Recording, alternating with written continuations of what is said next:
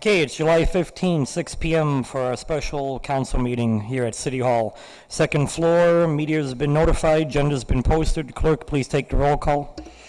David Holt. Here. Stephen Jopek. Here. Luke Kramer. Here. Carrie Mikulowski. Here. Gerald Anderson. Thomas Barnett. Here. Oh, Here.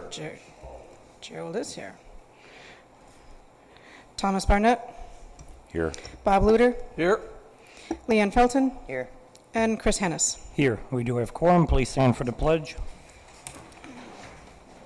I pledge allegiance to the flag of the United States of America and to the republic for which it stands, one nation, under God, indivisible, with liberty and justice for all.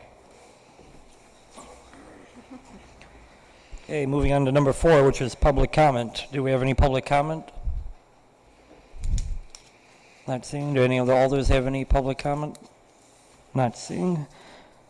Moving on to number 5, mayor's comments. No comments at this time. Number 6, public hearings. None apply. Number 7, presentations regarding our street and infrastructure improvement. Mark Barden from Town and Country.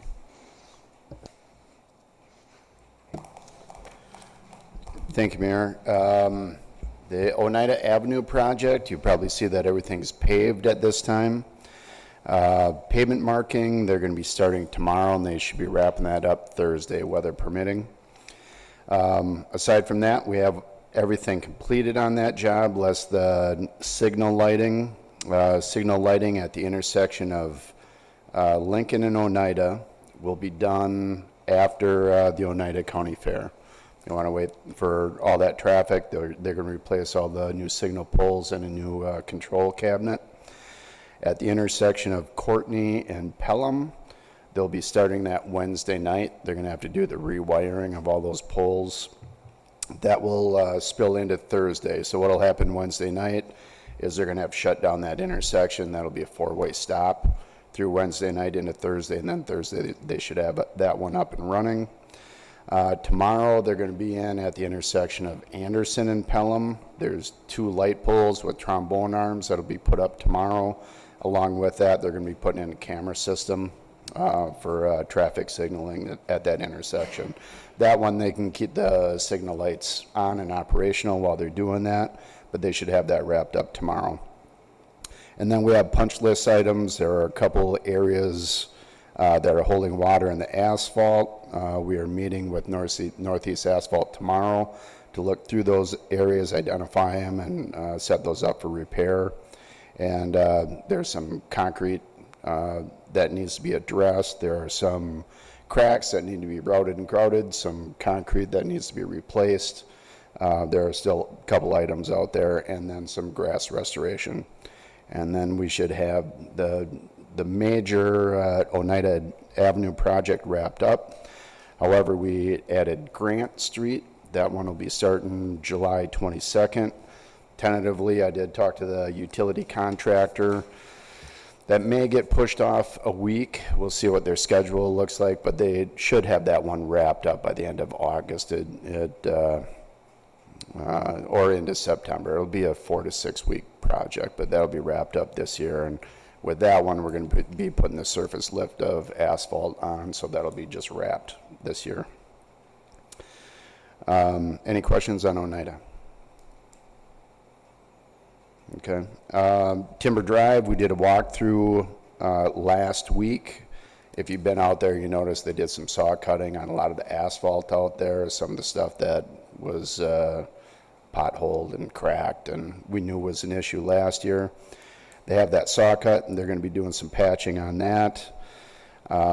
We have some grass restoration work, and there's also some work out there. You may notice a bunch of areas that look like they were not restored, grass restoration. Frontier and Bug Tussle have been working out there the last couple of months. Those areas are disturbed from the utility contractors, communication contractors. We're putting a punch list together for them as well, the stuff that they need to repair on Timber Drive. And that includes some asphalt pavement, some concrete, some of the bike path, but that'll be going to Frontier. So there'll be punch list items there to be done as well. There is one sanitary sewer repair to be done. Same contractor that's coming in on grant will be doing that repair. That's at the intersection of Timber and Timber Heights. So they're going to have that intersection open up, make that repair. They should be out of there in a day. And then we're looking at paving sometime in August, and then Timber Drive will be wrapped up. So again, there's punch list items. We have the sewer repair, we have grass restoration, we have some asphalt, obviously, surface course asphalt, some concrete work that needs to be done out there as well that we identified. Any questions on Timber? Pelican Street, the mill and overlay, the bids were open last week. That'll be coming to council next week for award of the contract. I talked to the apparent low bidder on that, Northeast Asphalt, who's paving the Oneida project. They're hoping to start mid-August on that one, and that should be a 1 or 2 day project. Along with that, we've been working with the mill. They have the parking area on Pelican. They're going to be working with Northeast to get their parking area repaved at that time as well. Kemp and Pelham lift stations, the Pelham lift station has been awarded, Kemp has been awarded. We still have contracts. We need to get those executed for the Kemp Street lift station. Both of those we hope to start this fall, but they're heavily reliant on the equipment, mostly the control panel for those, which are in general a ways out. So we hope to get the construction started in fall, but that may not happen. For future projects, the West Hill Path, that's been out there for quite a while. I've been in talks with the DNR. I'll be submitting a permit for that, and hopefully we can get that going this summer as well. There's no guarantees on that. DNR is not guaranteeing that path can go in because it's all wetland disturbance in there. If there's another option, that needs to be brought to council. As far as boardwalk would be the only other option. We'd have to bring that to council because that would come at a great expense, but we'll try to get that one worked out. Messer area project, we had the funding application submitted at the end of June for rural development and DNR. Safe drinking water will be applying for clean water fund in September for that. And we are working on the final design. We'll be meeting with staff on Thursday to go through the preliminary utility layout, and I think we have a tentative plan for early August for a public meeting. And that would be for 2025 construction.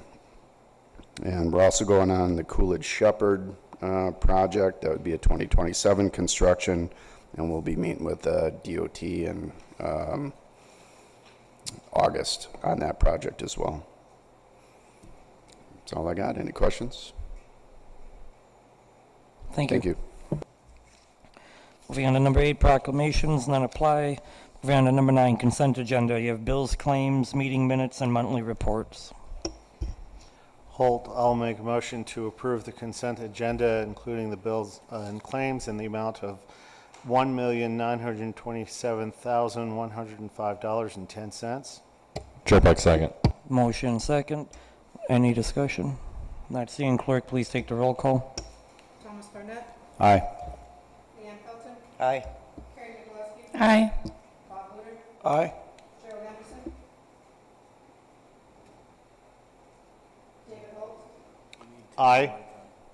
Luke Kramer. Aye. And Stephen Jobek. Aye. Okay, motion passes. Moving on to 10, ordinances, none apply. Moving on to 11A, unfinished business. Discuss, I suppose that would be new business, but discuss, no, because it's a special meeting, never mind. Renaming of Eisenhower Parkway. Steve, I don't know if you just want to give us the process of if we wanted to rename a road, how does that work? Or if there's another option like in honor or what have you. Yeah, I mean, we outlined the process statutorily. I looked this up, and what it does is the city has the absolute right to name any road, any street, any highway within the city that is not state, county highway. There's no real process prescribed by the statute. The process that is most often followed is if it's an initial naming, it is at the time that the road is dedicated. If it's a subsequent change of name, generally the process that is followed in the state is you notify all the people that are affected along the road. You not notify the other affected parties, which would be the post office, the school district, other people that rely on addresses and information. You get feedback from them at some type of a public hearing, and then it's up to the council to take whatever action it deems appropriate as far as renaming the street. The thing you don't want to do, based on where it's been done in other communities and other cities, is you don't want to just go rename it without proper notice and public hearing. That's really the process that should be followed. But first, you need a petition from someone in writing. You can't just, well, you can do your own petition, but there has to be a petition. Mr. Holt? In the presentation of this that Brian Bennett gave at the last council meeting, it sounds like there has already been a petition with signatures. I don't know if it was in a format that would be necessary to satisfy that requirement, but I personally, I know that there was suggestions of other possibilities for honoring the Roman family. I personally think that the Eisenhower Parkway option is the best.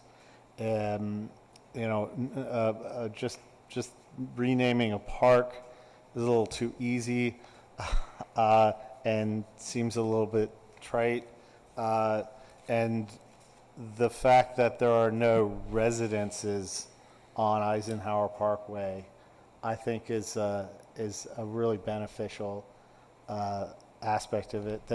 The only question I have, and I'm sure that those involved are fully know the full process, is just curiosity with regard to EMS 911 such. When a name change happens like this, that does the city go through the process of making sure that all of the first responders are fully aware, or is that just covered in a public notice?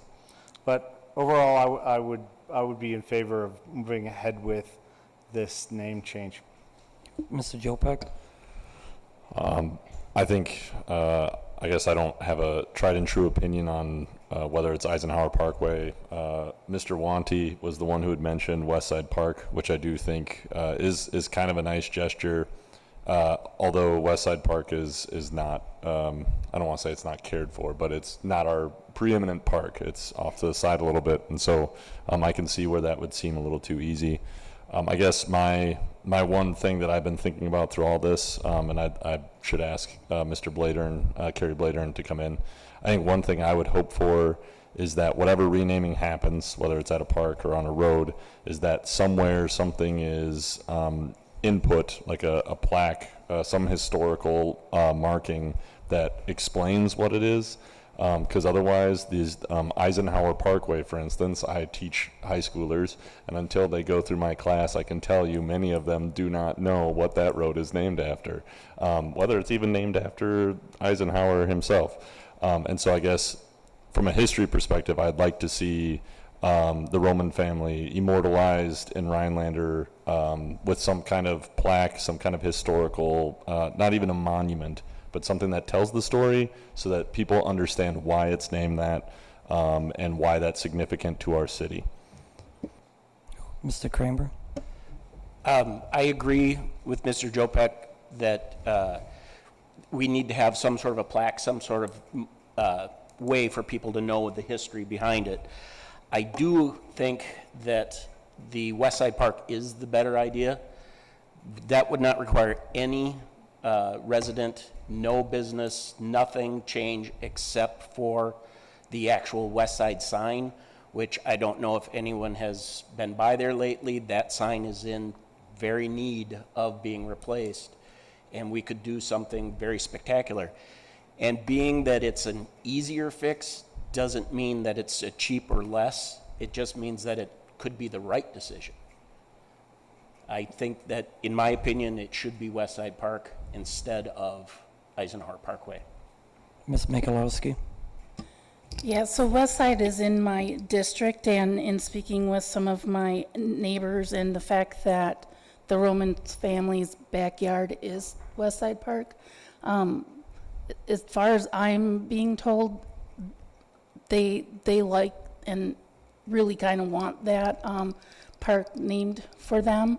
I think by doing that, it could have the plaque or some sort of historical element included. And I just think it is a good fit. I'm not opposed to renaming Eisenhower Parkway, but either way, I think the park should probably be renamed. Mr. Barnett? I'm looking at this as one of those situations where, obviously we can put our own opinions on what is best and what we think would be better choice and all that. And sometimes if it's detrimental, yeah, we got to make those choices. This seems pretty clear cut. I mean, the petition went around. There's a lot of people that signed that petition for Eisenhower Parkway to be renamed. So we're up here saying we think this is better though, but you have the majority of the people wanting this, and we represent those people. So in my opinion, I think we should honor the petition that got signed and move forward with the renaming of Eisenhower Parkway. Ms. Mikulowski? I'm not opposed to that. However, I don't know that when the petition was going around, that was the only option. I think given the option to have a park named after him, especially their neighborhood park, the one that they utilized all the time, I think given the option between the park and the Eisenhower Parkway, it might be a different result. So I'm not opposed to even putting that out to the public as, what the public would prefer, and then we could listen to what our constituents say that way. But I don't think when the petition went around, there was even the idea of renaming the park. Mr. Holt? Did you have your hand up before? Okay. Yeah, I agree with Carrie. I think that when presented with a single idea, that if there were options, that's a discussion that we can have. This doesn't have to happen quick. I very much appreciate the significance of the West Side Park to the family and their wishes being recognized.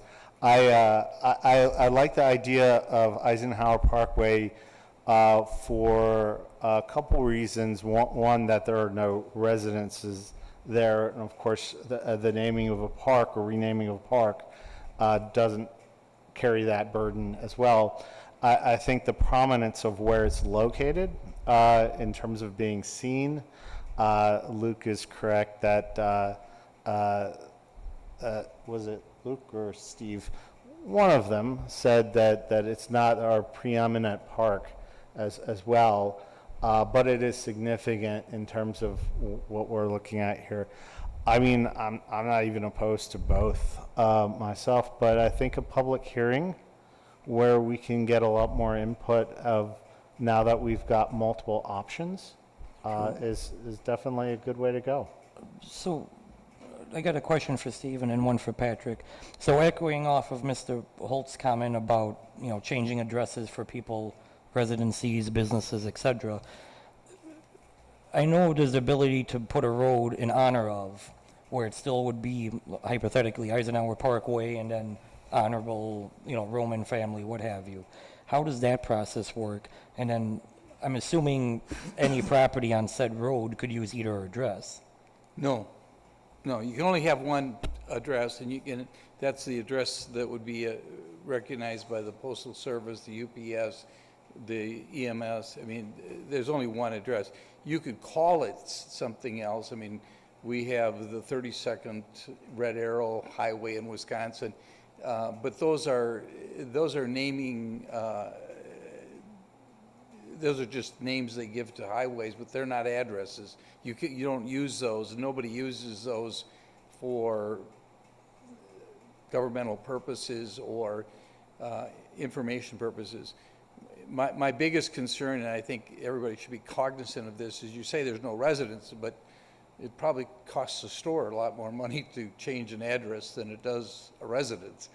I mean, there's some pretty substantial businesses out there that would have to do an awful lot of changing. That's why I said that I looked this up, and everyone has public hearings and they discuss it.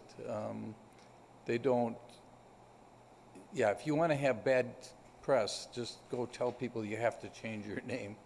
It won't go over well. So then, sorry, then the question for Patrick, do we have the ability to do like a survey monkey survey through Facebook and that kind of stuff, or maybe we throw out a couple options and just see what feedback we get that way, then do a public hearing after that? You can, it's not going to be super scientific.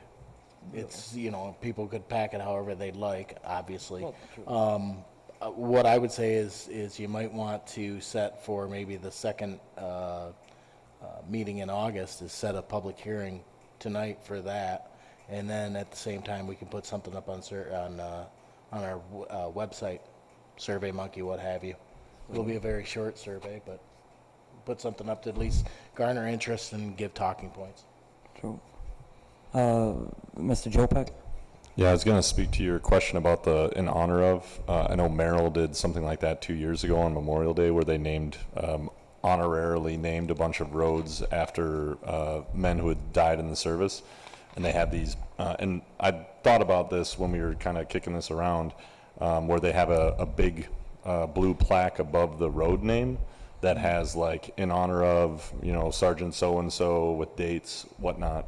Where like if you were to walk by it, it's pretty visible. It's not very visible if you like drive by it, but it does have some of that historical semblance to it, of where you'd be able to incorporate more information. So I think that's the benefit to the in honor of. But it kind of speaking to what Steve said, it seems like no one changed the name, especially like the one on Main Street, obviously. And so there's Main Street, and then above that is like, this is honorarily called Sergeant so-and-so Avenue or whatever. But that is, I think, an option as well. I just don't know how I feel about that one. Mr. Barnett?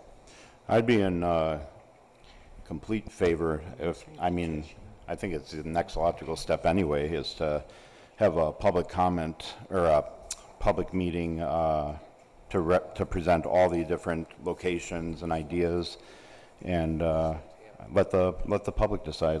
It's them that's requesting this, so I say give them the options. If we want to throw West Side Park in there, maybe naming of the road or any other park, let's give them the options and see what they say.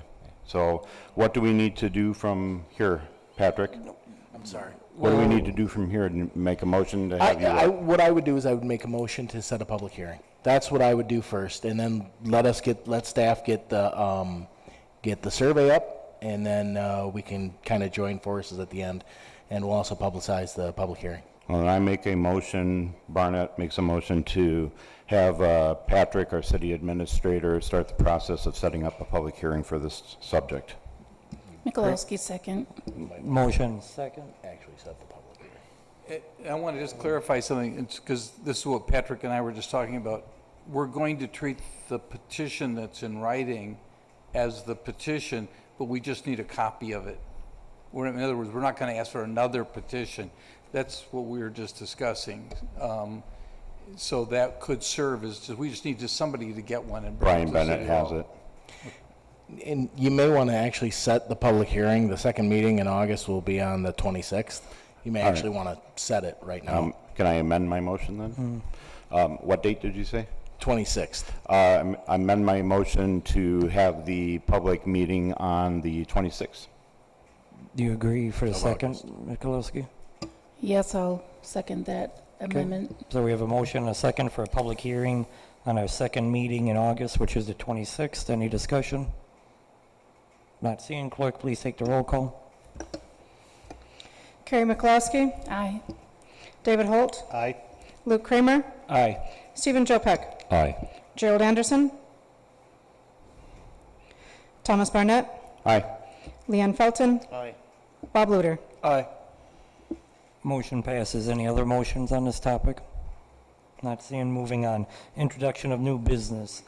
Discuss and/or action proposed resolution 2024-87 regarding naming the city code enforcer as the weed commissioner. Pretty, ta-da. Yeah, I don't know if there's any discussion on the topic. Mr. Holt? Just a point of clarification, are we setting a policy that the city code enforcement officer is now default weed commissioner moving forward? Or are we specifically naming Cody Coster? I would say By because name. it's per person, so if he would happen to resign, quit, whatever, he would have to come back to the body. Okay, so we're not setting a standing policy. Correct. It's Because the I person. believe that the statute states that this needs to be done every year, so I want to just get clarification on that. That's Yeah, we'd have to amend the ordinance if Yeah. we were going to change it to become an automatic. So all we're doing tonight is just asking him to serve in the role of weed Okay. commissioner, according to the ordinance. no problem. Holt, I'll make a motion approving the naming of the position of city code enforcement officer as weed commissioner. Joe Peck, second. Motion second. Mr. Barnett? Can we find someone that can come up with a better name than weed commissioner? I think that's statute, and I Yeah. think Is it really? it's also in Oh, the man. ordinance. Sorry. No. Okay, not seeing any other discussion. Since it's a resolution, if you could take the roll call, Mariah. Gerald Anderson. Stephen there we go. Stephen Joe Peck. Aye. Luke Kramer. Aye. Carrie Mikulowski. Aye. Bob Luder. Aye. Thomas Barnett. Aye. David Holt. Aye. Leanne Felton. Aye. Okay, motion passes. Moving on to 12B, discuss and/or action proposed resolution 2024-88, approving the mobile home licenses for Woodland Heights Estates, Woodland Heights Manor, Woodland Heights Terrace. I don't know if either chief has any concerns with this. Lloyd shaking his head no, Brian shaking his head no. I believe Austin didn't have any concerns, so it's just a routine yearly license. Joe Peck moved to approve resolution number 2024-88, approving mobile home licenses for Woodland Heights Estates, Woodland Heights Manor, and Woodland Heights Terrace. Kramer, second. Motion second, any discussion? Not seeing. Clerk, please take the roll call. Leanne Felton. Aye. Bob Luder. Aye. Luke Kramer. Aye. Thomas Barnett. Aye. Gerald Anderson. Carrie Mikulowski. Aye. Stephen Joe Peck. Aye. David Holt. Aye. Motion passes. Moving on to 12C, discuss and/or action proposed resolution 2024-89, approving a policy to waive the annual boat launch fees for veterans. If you go to page 59 in your packet. 53. That kind of puts the outline that Patrick and administration came up with. It's pretty self-explanatory. Basically, a boat launch permit costs you $5, and a veteran would have to produce, I think it's a DD-214 form, the actual form that shows that they're a veteran. And then they get it waived. I would suggest starting this next year, not starting it this year. Otherwise, we're gonna spend some money refunding people and having Mariah and Austin go back through everything. So when I wrote this for beginning in 2025. Mr. Barnett? I think it's really well put together, and starting next year is the logical choice. I agree with that. That way we have a full year of finding out exactly how much is actually being adjusted for. So I'd like to make a motion to pass resolution 2024-89, approving a policy to waive annual boat launch permit fees for the city residents that are veterans of the United States military. Mikulowski, second. Motion and second. Any discussion on the motion? So the only thing I would like to point out, the gentleman who brought this forward to us is not a city resident too. So it is food for thought. Not seeing any other discussion. Clerk, please take the roll call. Luke Kramer, Aye. David Holt, Aye. Bob Luter, Aye. Stephen Jopek, Abstain. Thomas Barnett, Aye. Gerald Anderson, Leanne Felton, Aye. Carrie Mikulowski. Aye. Okay, motion passes. Moving on to D, discuss and/or action proposed resolution 2024-90. This is approving a change order to Oneida Street project for $47,000. Refer to Mark from Town and Country. So there are 4 items on this change order. I'll go through them real quick. The first is for saw cutting and storm structure. This is at the intersection of Blackburn and Courtney. This was necessary to add a storm pipe to add capacity at that intersection because we ran into a conflict last year with a sanitary lateral. So we had to add another pipe to get capacity for that storm sewer system. That was done this year when we did Courtney. The second one, additional removals at 315 Courtney. That was matching into a driveway on Pelham, actually. That's the, I forget the name of the place, it's by Pizza Hut. But the city had an inlet that they wanted to replace that was beyond the limits of construction. We pulled that inlet casting off. The city made that repair on the inlet, which extended the limits of construction for asphalt and concrete repairs. So we added those removals on as a change order. The third one is signal lighting, conduit, and wiring at the Pelham-Courtney intersection. So the city has had troubles with that intersection. The conduit was holding water, and there were a lot of shorts in the wiring of the existing signal lighting system. So when we started construction this year, we added as a change order to replace all the conduit going to the existing lighting. While we were replacing the conduit, it made sense to replace the wiring as well. So this is a change order. Also added onto that, there was 2 pole removal and replacements, the bases. One of them was done at the intersection by the Pizza Hut there, where vehicles tended, particularly in the winter, to hit the curb going west on Courtney through the Pelham intersection. So we wanted to increase the radius at that quadrant in that intersection. To do that, we had to move one of those pole bases back so we could push the whole radii back, which we did. And the other one was at the northeast quadrant, where we pushed another light pole back just to make the sidewalk ADA compliant through there. At that radius, again, to help that alignment, getting people through that intersection, we pushed that curb back as well, which left a little room for the sidewalk. So we moved those 2 poles. So that would be the number 22 work change directive. And then 23 was for the intersection of Pelham and Anderson. To get the new wiring in there and the camera systems, we needed trombone arms for the new light poles that are going in there. To put the trombone arms in, we need a deeper base than what was put in. So those pole bases had to be removed and replaced, and that's what you're seeing on this work change directive.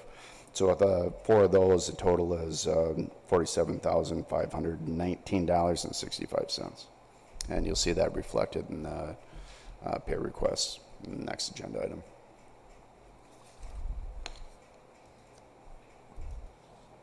Any discussion or motions? Kramer, I'll make a motion to accept Resolution 2024-90, approving change order number 6 to the Oneida Avenue Area Utility and Streets Improvement Project in the amount of $47,519.65. Felton, second. Motion second. Any discussion on the motion?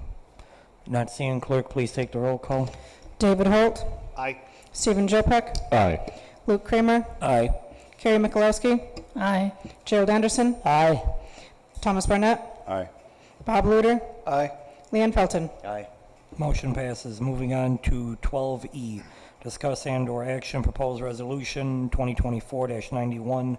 This is just a pay application for the Oneida Street project for $464,000. So the items on this pay request are mostly surface paving. You'll see some pavement marking on there, and the bulk of it, probably 50% of it, is the work on Courtney, some base course, some asphalt paving, some curb sidewalk. There's also some other items, just straighten out quantities throughout, and you'll also see the change orders that we just went through on this pay request. The total of work completed is $488,000 and change, less retainage. The total request for this pay request is $464,087.70, and we recommend payment in that amount. Joe Peck moved to approve resolution number 2024-91, approving the application for payment number 10 from Musson Brothers Incorporated for work completed on the 2023 Oneida Avenue Area Utility and Street Improvements Project in the amount of $464,087.70. Holt, second. Motion second. Any discussion on the motion? Not seeing. Clerk, please take the roll call. Thomas Barnett, Aye. Leanne Felton, Aye. Carrie Mikulowski, Aye. Bob Luder, Aye. Gerald Anderson, Aye. David Holt, Aye. Luke Kramer, Aye. Stephen Joe Peck. Aye. Motion passes. Moving on to 12F, discuss and/or action proposed resolution 2024-92.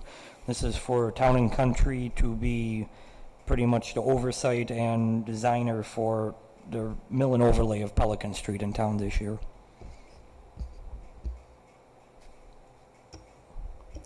Holt, I will make a motion to approve proposed resolution 2024-92, approving, authorizing, and directing the mayor to sign task order number 33 from Town and Country Engineering, Inc.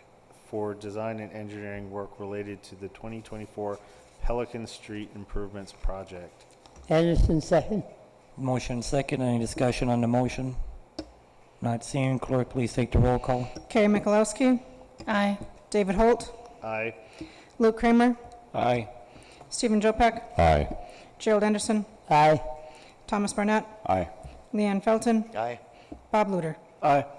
Motion passes. Moving on to G, discuss and/or action proposed resolution 2024-93. This would be emergency purchase for replacement airflow for $9,395 for our waste treatment plant. Refer to our city administrator. So a few weeks ago, Kurt contacted me, Kurt Johnson, the wastewater foreman, and said, you know, we had an airflow actuator valve go down. It's a pretty important piece of equipment.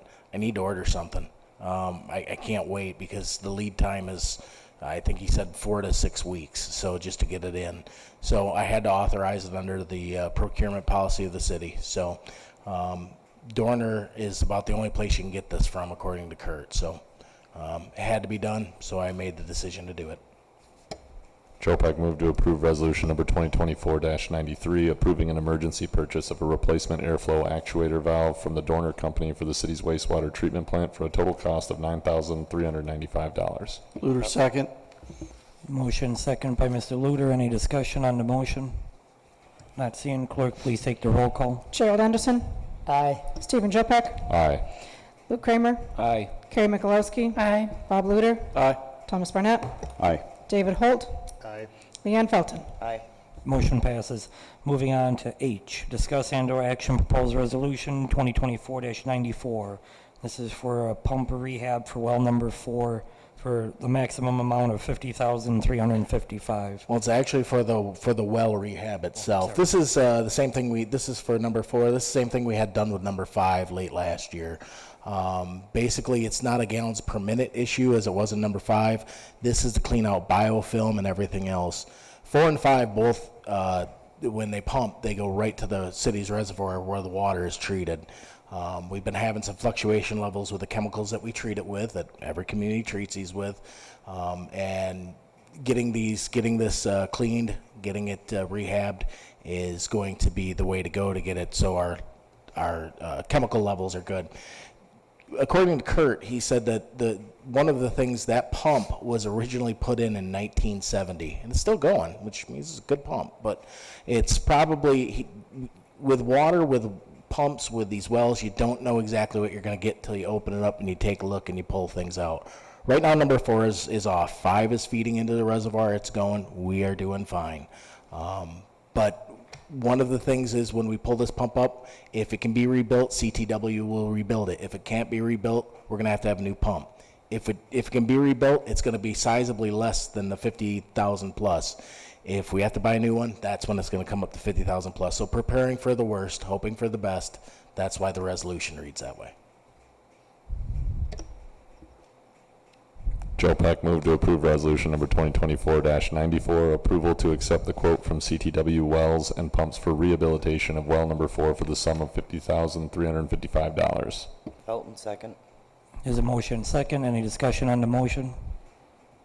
Not seeing. Clerk, please take the roll call. Leanne Felton, Aye. Bob Luter, Aye. Luke Kramer, Aye. Thomas Barnett, Aye. Gerald Anderson, Aye. Carrie Mikulowski, Aye. Stephen Jopek, Aye. David Holt. Motion passes. Moving on to I. So this is just kind of a discussing point to see if this is something we want to look into. A couple different people came to me asking why Lincoln Street is not part of our ATV route, where every other street in the town is. County allows ATVs on county highways, so it's just something I want to see if the body has any appetite to look into this or discuss it more. Mr. Holt. I remember the well, not entirely, but I remember distinct points of the discussion when the ordinance was written, and the reasoning behind why Stevens Street and Lincoln Street were excluded from ATV usage, and I still stand by thinking that Lincoln Street should not be considered for ATVs. Go, Mr. Anderson.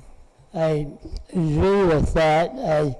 I always thought we were pretty liberal letting them use any other street in the city, and that's pretty much our busiest commercial street. At some points it's pretty narrow. It just seems advisable to keep the policy as it is. Mr. Jopek. Can we ask the police chief what he thinks about this?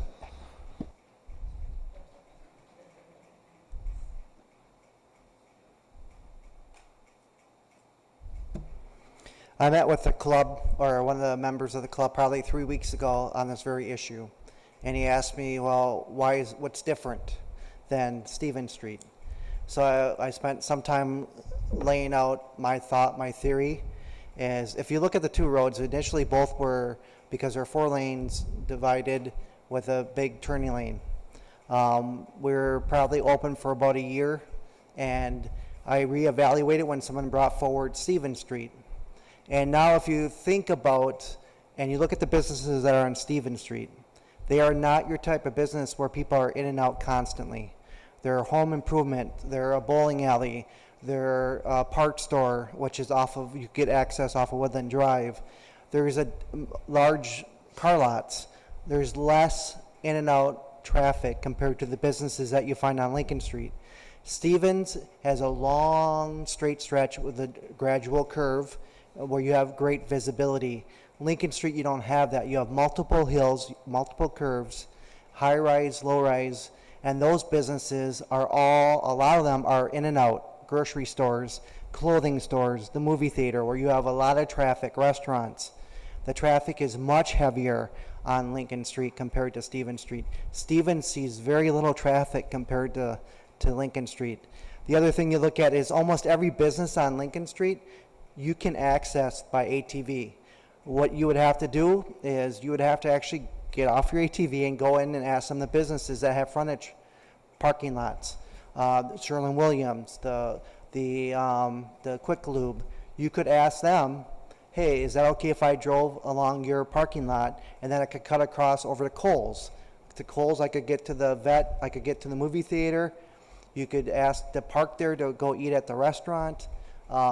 And then there's also access roads off of Coon Street behind there that you could ask some of the property owners, if you wanted to get to the workout place. You could ask the small automotive repair place there for small engines. You could ask them. They have a road that goes from Coon Street to Lincoln Street, because you can cross Lincoln Street as long as you go straight across. So there's a large part of that road that you can get access to. If you go to Aldi's, you can go down Coon Street, go right through the intersection, and you're at Aldi's. So Walmart, you can get access off of Eisenhower, off of North Shore. So it's not like you can't get to places on Lincoln Street. You just have to be a little bit more, take some action and do that. I think that it's just really, the amount of traffic is just, and then the crossing of traffic when you're in a bigger vehicle. The ATVs, the UTVs are smaller, not as visible. So for those reasons, and most importantly, the last thing I shared with Bruce Gary from the club was that I showed him community maps. It's a program on the Department of Transportation that logs all the accidents that law enforcement reports. And if you bring up community maps and you look at Lincoln Street and you look at all the dots of all the accidents that we have on Lincoln Street, after I showed him that, he says, good enough, I'll take that information back to the club. So he was convinced that my reasoning is for safety, safety, safety, no other reason. Mr. Jopek? I guess I was just going to ask a question for educational purposes for myself. What's the major legal separator between like a motorcycle and an ATV? Well, a motorcycle's been around and been on roads forever. ATV, UTVs are not made for paved roads. Ask any manufacturer. The other thing that is also came to a person who's ATV, UTV'd for many years, called their insurance company, a well-known insurance company, and says, hey, I want to do this, and they're like, well, we don't insure you on that when you're on a paved road. He says, well, I ride in Forest County on county forest roads, and they're like, that's still a road, and we won't cover you. So insurance is different compared to a motorcycle also. Thank you.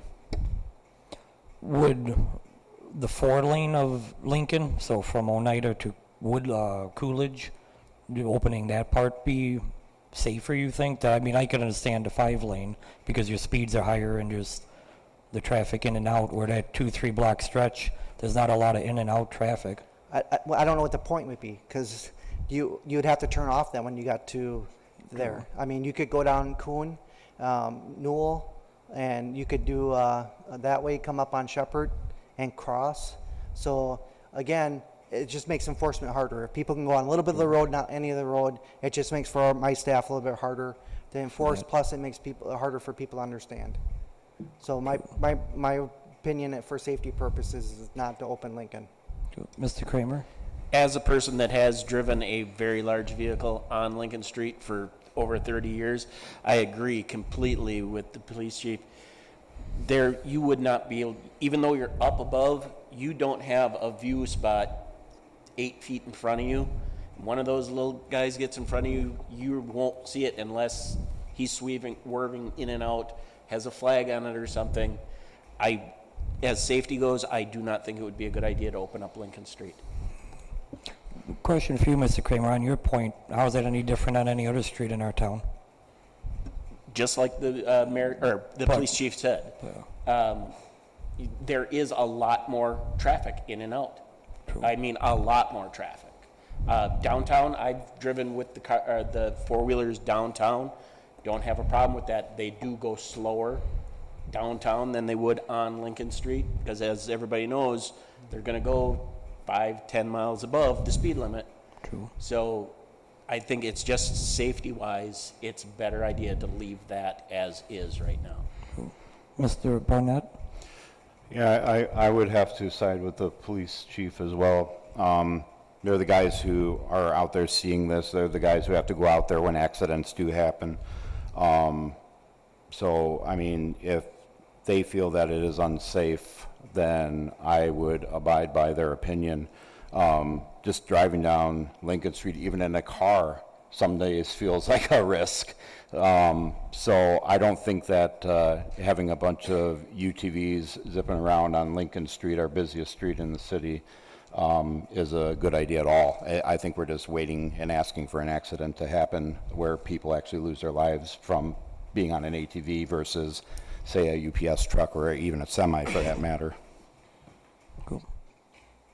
So I consider this a dead issue if no one objects. Okay.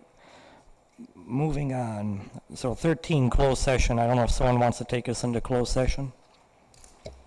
Joe Peck, motion to move into closed session pursuant to Wisconsin statutes 19.85 for the purpose of deliberating or negotiating the purchasing of public properties, the investing of public funds, or conducting other specified public business whenever competitive or bargaining reasons require a closed session.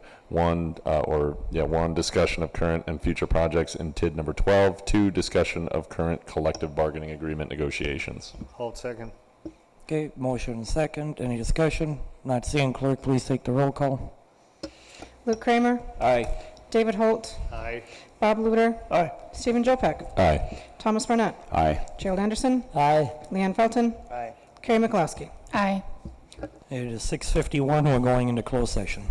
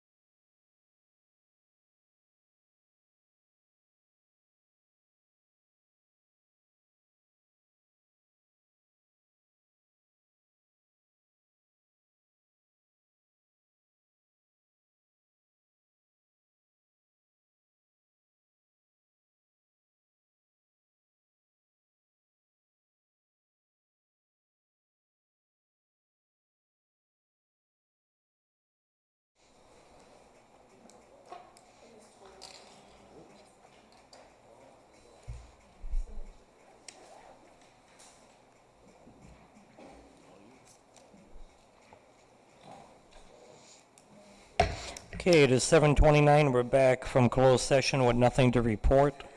Moving on to 15, future agenda items. Anything anyone would like to put on for a future agenda item? Okay, not seeing any. Next regular meeting would be July 22nd at 6 p.m., which would be next Monday here at City Hall. It is 7:30, meeting adjourned.